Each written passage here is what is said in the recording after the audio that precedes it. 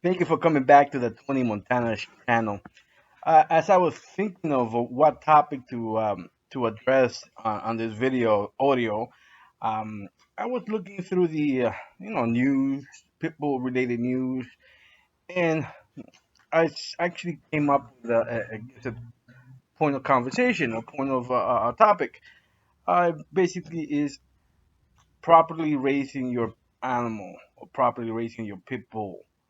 As I see a lot of these cases relate to people that actually seem to love the American Pit Bull Terrier. A lot of them were like ladies that were mauled and killed by their multiple pit bulls.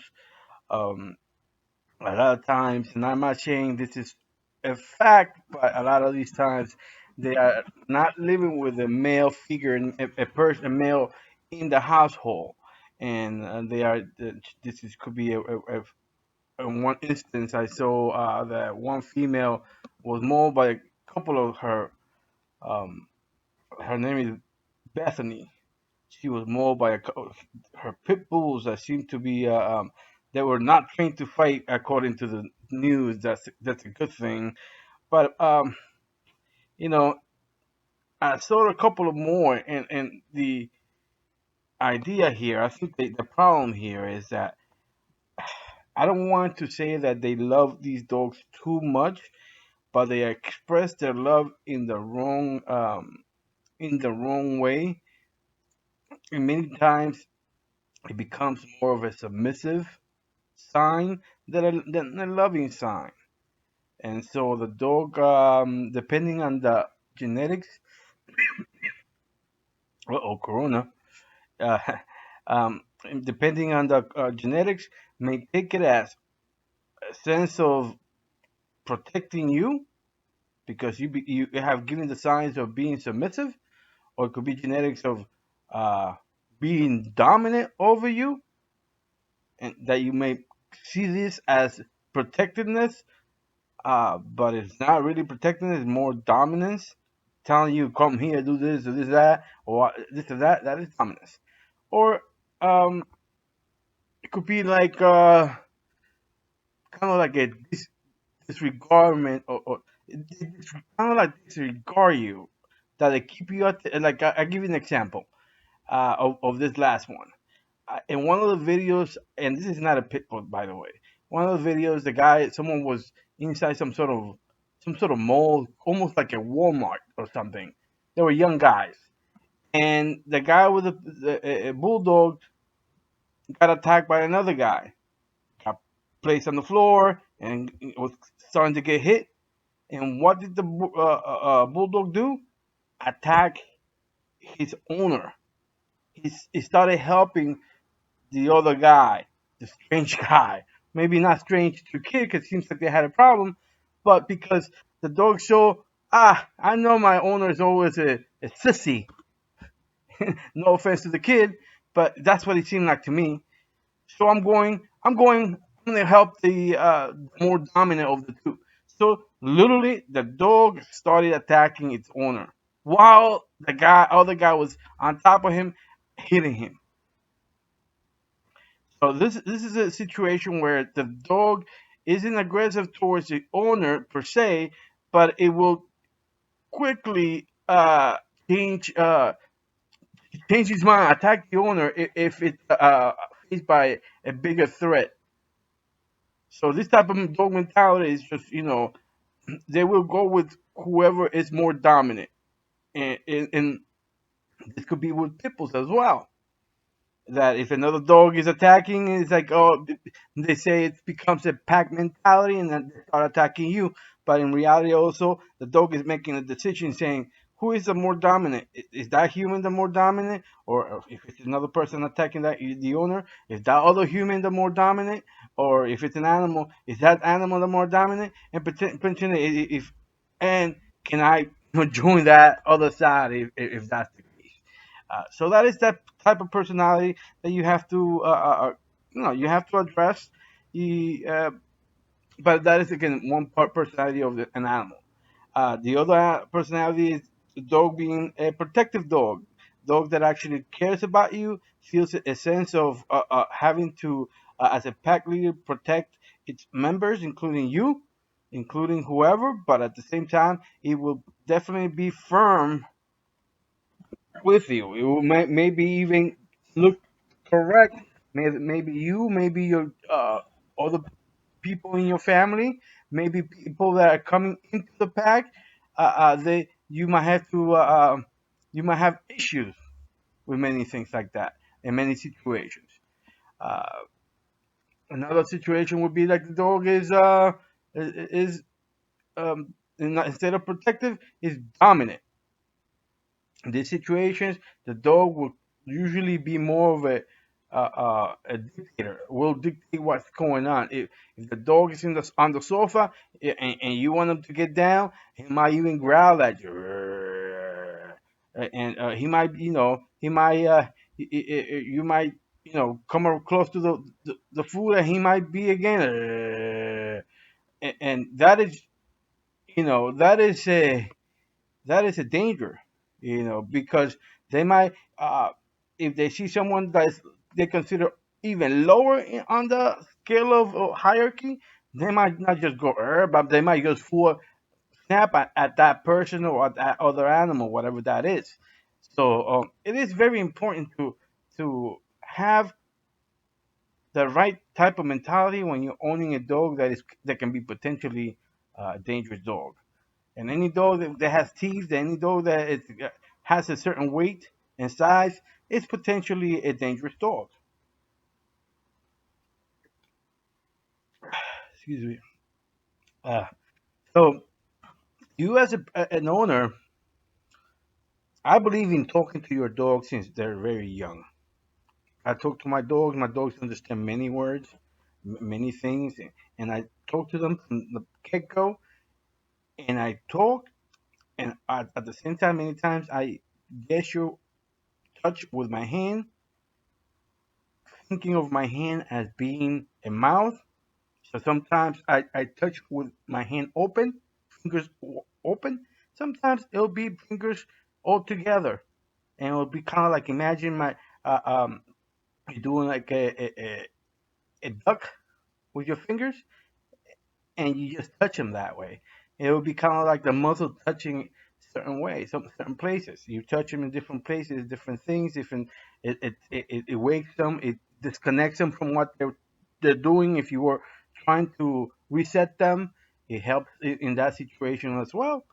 Um, you have to make sure that you do some exercises, such as, you know, the dog likes to do something or being on the sofa, for example, and tell them to get off as from very young. Just let them stay out, and don't wait, don't be impatient in that. In that, for example, that exercise that I just gave you about telling him to get off the sofa, or their pillow, for example, if they have a pillow, um, telling them to get off it and stay off it, and don't tell them, okay, you will go back until they seem completely relaxed, and they're not either, like, intensely waiting. Wait for them to relax and say, all right, I'll just have to wait, instead of being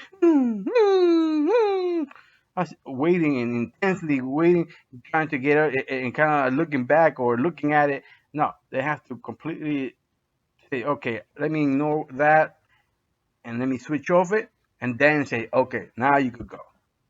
That is type of exercise is it helps you maintain the understanding between you and the dog, that the dog needs to wait for your uh, influence in order for the dog to react a certain way.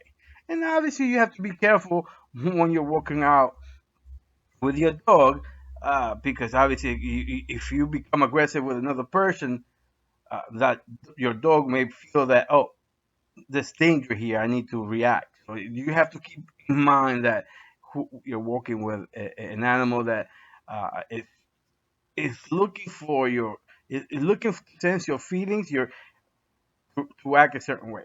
So you have to be careful.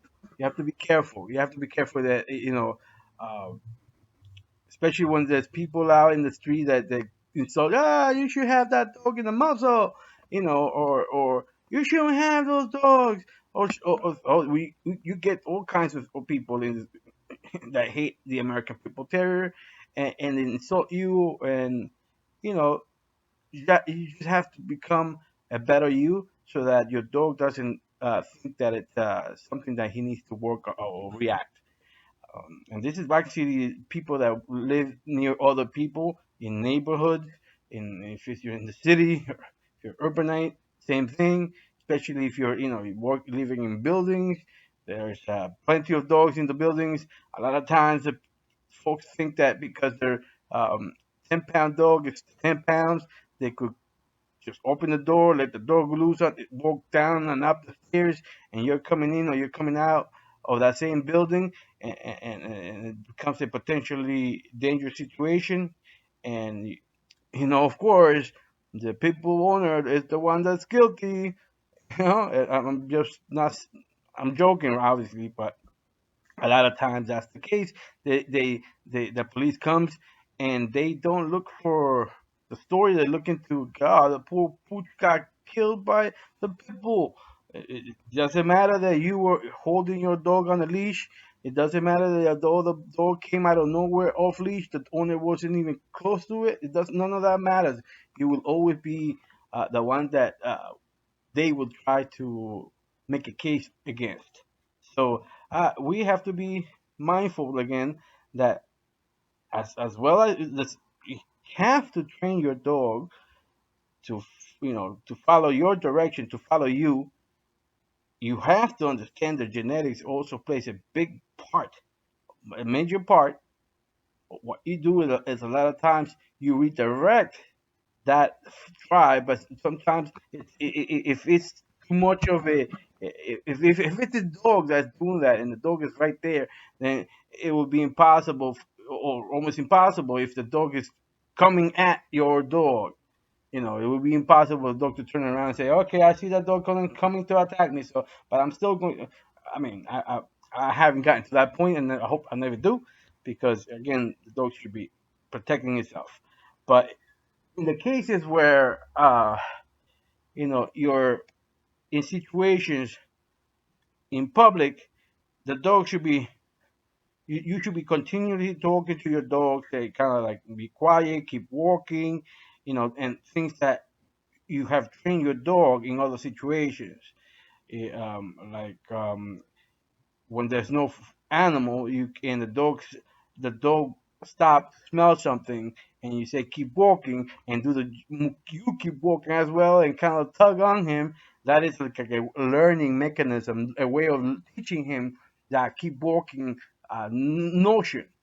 And so when there's another dog, usually a small dog or a dog on the other side of the street, and they start going that direction, and you're trying to pull away and to the direction you're going, it helps when you say keep walking. It helps when you say keep walking, keep walking. So that way the dog, he remembers, or he does keep walking because his body's so accustomed. He's been wired to know that word. Could keep walking. So, but his head is still moving to looking at that other dog, and because obviously I teach my dog not to bark, they don't bark. So they don't bark out. They don't. So people don't turn around. They don't. I don't make myself an object of interest. So anyway, again, I do think again, I strongly say that if you love your dogs, you have to love them the right way. You have to teach them. You have to be firm.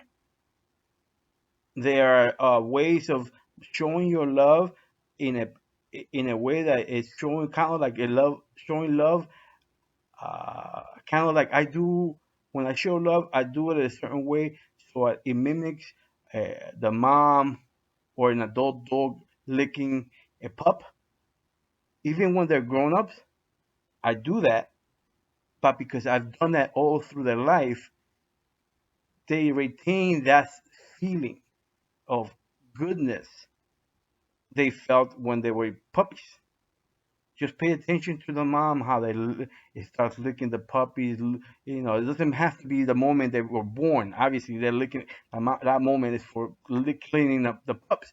But later on, you know, you know, will come and lick a pup just for the heck of it, and that is showing love. Even the way I caress my dog is different than most people. I've never seen anybody else caress their dog the way I do it.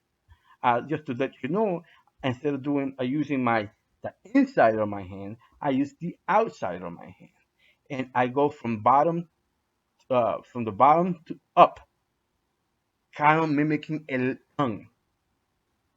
And a lot of times, depending on what it is, what we're doing, and I want to make them feel good, I even make the sound of licking, for example, and while I'm making the the movement, so I make the movement of my hand going kind of like making the back of my hand, yeah, like the tongue, the front of the tongue, and I lick from the bottom up, and I go,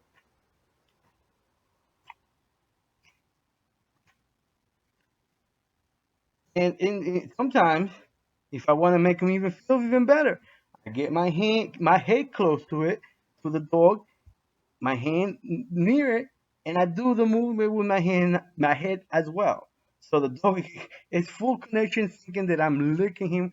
Obviously, I'm not licking the dog. I'm using my hand, but that is, I've seen like a super connection when I've done that with all my dogs. It's super like super. I feel so good just because it brings them back to that moment when they were puppies, and I do that when they've done such a good job at something, or maybe not, maybe just the fact that we're hanging out here and they come and just they lay next to me, and I'm like, come on, big boy. And I hug them, I rub them, and I do that, and he's like, this is the greatest life. Anyway, I've rambled enough. I've just touched somewhat on part of the bonding, socializing, training of a dog, particularly obviously the American Pit Bull Terrier. And if you have any thoughts on this topic, put them in the comments. I appreciate you. And this is Tony Montana. Till next time.